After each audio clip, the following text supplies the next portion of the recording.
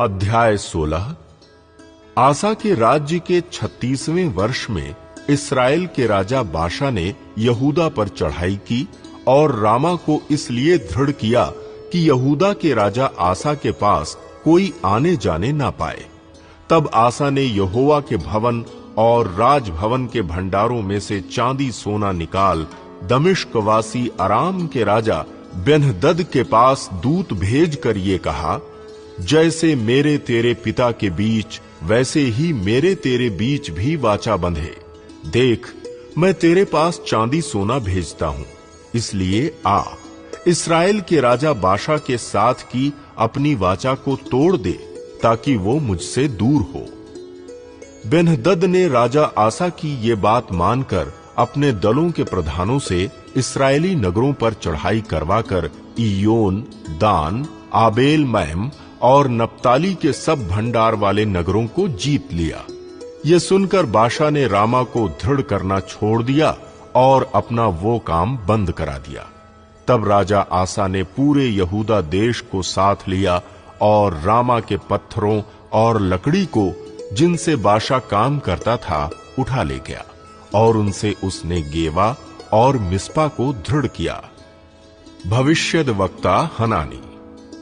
उस समय हनानी दर्शी यहूदा के राजा आसा के पास जाकर कहने लगा, तूने जो अपने परमेश्वर यहोवा पर भरोसा नहीं रखा, वरन अराम के राजा ही पर भरोसा रखा है, इस कारण अराम के राजा की सेना तेरे हाथ से बच गई है।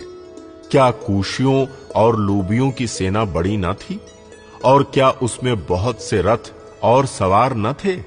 तो भी तूने यहोवा पर भरोसा रखा था, इस कारण उसने उनको तेरे हाथ में कर दिया। देख, यहोवा की दृष्टि सारी पृथ्वी पर इसलिए फिरती रहती है कि जिनका मन उसकी ओर निष्कपट रहता है, उनकी सहायता में वो अपनी सामर्थ्य दिखाए। तूने ये काम मूर्खता से किया है, इसलिए अब से तू लड़ाइयों में फंसा रहेगा। तब आसा दर्शी पर क्रोधित हुआ और उसे काठ में ठोंकवा दिया, क्योंकि वो उसकी ऐसी बात के कारण उस पर क्रोधित था।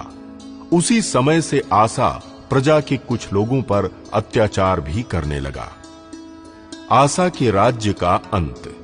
आदि से लेकर अंत तक आसा के काम यहूदा और इस्राएल के राजाओं के वृतांत में लिखे हैं। अपने राज्य के 39वें वर्ष में आसा को पांव का रोग हुआ और वो रोग अत्यंत बढ़ गया। तो भी उसने रोगी होकर यहोवा की नहीं, वैद्यों की ही शरण ली।